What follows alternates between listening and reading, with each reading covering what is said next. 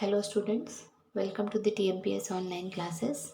Today we will move further with the new chapter of commerce, that is joint stock company.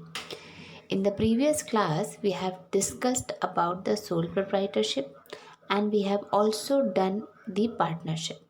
So the next topic is joint stock company. It is related or you can relate this topic to the previous one, that is sole proprietorship and partnership. आप उससे relate कर सकते हो. How it differs from both of them. Joint sole proprietorship में हम लोग ने पढ़ा था कि होली वन ओनर होता है, सब चीज़ें वही मैनेज करता है. In partnership, we have studied two or more persons involved, but in joint stock company, there are more than people involved in this. That is why it is known as company, not a firm. Partnership क्या था? Firm था, but joint stock क्या है? Company है. So let's start the chapter. Now see the meaning of a joint stock company. What do you mean by joint stock company? A joint stock company is an association of persons having a separate legal existence, perpetual succession, and common seal. Its capital is generally divided into shares which are transferable subject to certain conditions. So joint stock company क्या है? एक association है, means group of persons का एक association है, एक company है जिसमें सबकी अपना अपना एक एग्जिस्टेंस है, सेपरेट लीगल एंटिटी है. मीन्स जो भी पर्सन उसमें इन्वॉल्व हो रहे हैं सबका अपना एक एग्जिस्टेंस है. Perpetual succession and common seal means आपकी कंपनी का एक कॉमन सील, सपोज एक स्टैम्प लगता है ना कि this is the company registered company, that is known as common seal. And जो भी इसके कैपिटल होंगे, its capital is generally divided into shares, और इनके जो कैपिटल्स होते हैं which are invested by the owners, isn't it? So वो क्या होते हैं? ट्रांसफरेबल होते हैं, शेयर्स में डिवाइड होते हैं. एंड शेयर्स क्या होते हैं? ट्रांसफरेबल होते हैं, मीन्स एक दूसरे को आप ट्रांसफ़र कर सकते हो, but subject to certain terms and condition. But उसके ट्रांसफ़र करने के लिए कुछ टर्म्स एंड कंडीशंस होते हैं. Now See, it is an artificial person created by law. Why it is an artificial person? Because जो कंपनी होती है वो भी एक क्या होती है? उस आइडेंटिटी होती है, उसको हम पर्सन मानते हैं, but it is not a human being, isn't it? That is why it is known as artificial person. इसको कौन बनाता है? आपके लॉज बनाते. लॉज मीन्स जो भी कोर्ट होता है, क्योंकि it is already registered in the eyes of laws, बहुत ही वैलिड होना चाहिए, लीगल होना चाहिए हर चीज़ें.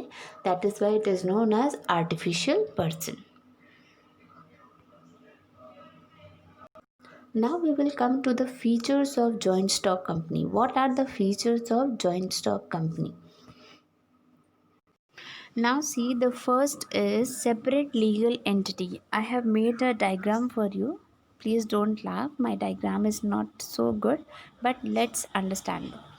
There is one person and one company or one business. So person, the business जो ओनर होगा उसका जो पर्सन है वो क्या है? वो सेपरेट है. And the business itself means जो आपकी कंपनी है वो अलग है. मीन्स जो बिज़नेस का ओनर होता है वो सेपरेट होता है, और जो बिज़नेस इटसेल्फ होता है, मैं खुद का जो बिज़नेस होता है वो अलग होता है. So both are separate legal entity. आप एक दूसरे को मर्ज नहीं कर सकते. बिज़नेस और कंपनी इज़ डिफरेंट, अलग हैं, एंड द ओनर और द बिजनेसमैन इज डिफरेंट और separate. So both are separate legal entity. Understood? Now the second one is perpetual succession. Means जो भी आपकी इन द सेंस आपने कंपनी क्रिएट की, business create किया. See in this perpetual succession here means company, जो joint stock company है उसको कौन बनाता है? लॉ बनाते हैं, कोर्ट बनाता है, isn't it? It is a creation of the law and only the law can bring up an end to its existence. और सिर्फ कोर्ट या लॉ, जो भी हमारे कोर्ट्स हैं, जो भी लॉज हैं, वही सिर्फ इसको एंड अप कर पाएंगे. इररिस्पेक्टिव कि उस पर मेंबर्स पे डिपेंड नहीं होता है. If members want to end up, अगर मेंबर्स चाहेंगे इसको बंद करना, ख़त्म करना, दे विल नॉट डू, वो नहीं कर पाएंगे until and unless law decides to end up the business. Understood? And the life of a company, it continues exist even if all members die. और आपकी जो कंपनी है तब तक एग्जिस्टेंस में रहेगी, चलती रहेगी. अगर आपके सारे मेंबर्स की डेथ भी हो जाती है तब भी आपकी कंपनी क्या होगी, एग्जिस्टेंस में रहेगी, कंटिन्यू रहेगी. ओके. तो जब तक उसको कोर्ट या लॉ वाइंड अप नहीं करते हैं, ख़त्म नहीं करते हैं, तब तक आपकी कंपनी ख़त्म नहीं होगी, वाइंड अप नहीं होगी. Understood what is perpetual succession? Now the next point is limited liability. Limited liability means as a company has a separate legal entity. आपको पता है कि कंपनी क्या है, सेपरेट लीगल एंटिटी है. मीन्स ओनर अलग है, कंपनी और बिजनेस अलग है. So its member can not be held liable for the debts of the company. So can not be held liable, जो भी डेट्स हैं कंपनी के, जो भी आपके कर्ज हैं, इज इट, जो उधार है, तो उसके मेंबर्स उसके लिए लाइबल नहीं होते हैं. Okay. The liability of each member is limited in the nominal value. और कुछ नॉमिनल वैल्यू तक ही उनकी लाइबिलिटी होती है, उसी के लिए वो रिस्पॉन्सिबल होते हैं. Clear? The liability of every member is limited to the nominal value of the shares. जो भी उनके शेयर्स है, suppose for example if a member has 50 shares and of 10 each. किसी एक मेंबर के पास कितने शेयर्स है, 50 शेयर्स है, और हर शेयर्स का प्राइस मीन्स 10 रुपीज़ ईच है, तो उसका शेयर्स कितना होगा, 500. तो सिर्फ 500 शेयर्स के लिए ही वो लाइबल होगा. Clear? Now the next is transferability of shares. In this, the capital of the company is divided into parts. As we all know, जो कैपिटल्स हैं कंपनी के, जो भी इन्वेस्टमेंट है, कैपिटल है, वो किस में डिवाइड होते हैं, शेयर्स में होते हैं, पार्ट्स में होते हैं. और ईच पार्ट्स को हम क्या बोलते हैं, shares. Means total capital is divided into parts and each part is known as shares. These shares are generally transferable, और एक दूसरे को आप ट्रांसफ़र ईजिली कर सकते हो. Clear? A shareholder is free to withdraw his membership from the company by transferring his shares. If the shareholders want to withdraw, वो अपने आप को उस कंपनी से निकालना चाहता है, वो वर्क नहीं करना चाहता है, तो वो क्या करेगा, अपना शेयर्स किसी और को ट्रांसफ़र कर देगा और खुद उस कंपनी से हट जाएगा. This is known as transferability of shares. Now the next is common seal. As you are seeing, one stamp is mentioned there. Means her company का अपना एक स्टैम्प होता है. ठीक है. Why? Being an artificial entity, company cannot act and sign herself. अब क्या करेगी कंपनी, क्या है, सेपरेट एंटिटी है, सेपरेट लीगल एंटिटी है, तो कंपनी एक आर्टिफिशियल पर्सन है, खुद से वो साइन नहीं कर सकते हैं, इजंट इट. ना खुद से साइन कर सकते हैं, ना खुद से स्टैम्प लगा सकते हैं. तो कंपनी के नाम से एक स्टैम्प बनता है, that is known as common seal. See owners corporation plan of submission, this is the common seal. किसी एक कंपनी का स्टैम्प बनेगा और उसी स्टैम्प को आप हर जगह यूज़ कर सकते हो as a sign of a company. आप जो ओनर होते हैं वो खुद तो साइन कर लेते हैं, but company can not sign. That is why common seal is present.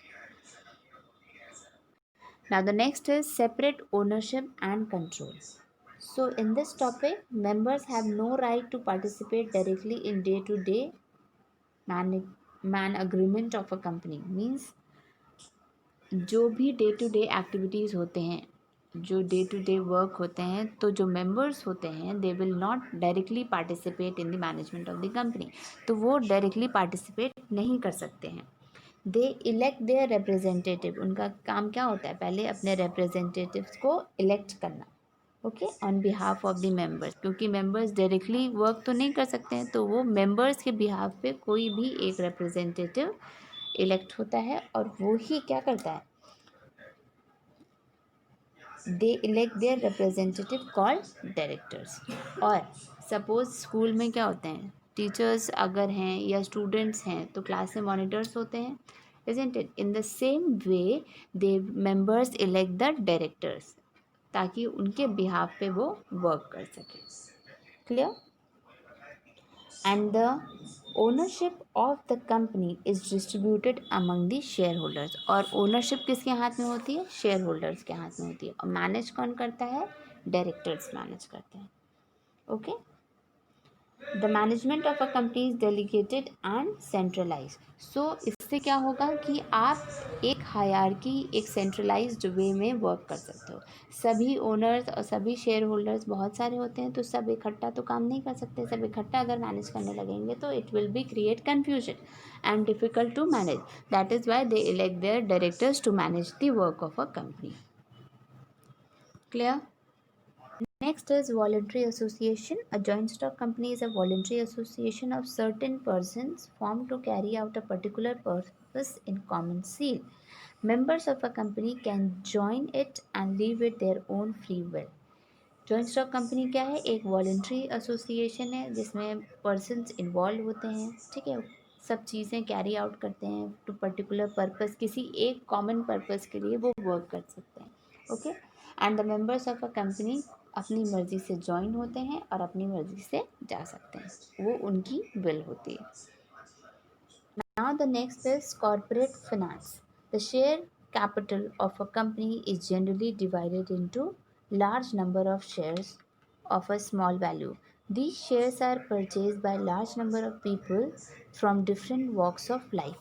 Corporate finance क्यों होते हैं? जो कंपनी के शेयर्स होते हैं, बहुत ज़्यादा कैपिटल होता है, तो जो पार्ट्स में, जो शेयर्स में जो डिवाइड होते हैं, they will be in large. तो उनके शेयर्स भी कितने, बहुत सारे पार्ट्स में डिवाइड होते हैं.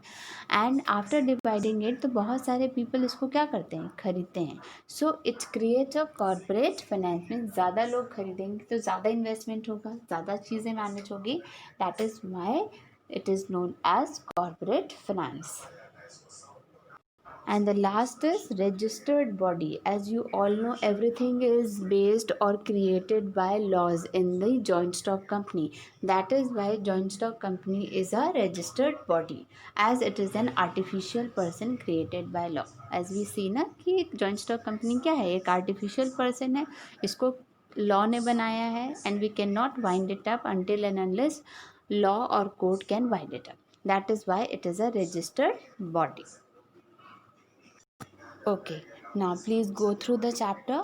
We have done today meaning and the features of joint stock company. Please read it and try to understand the concept of the chapter. Thank you class. Have a nice day.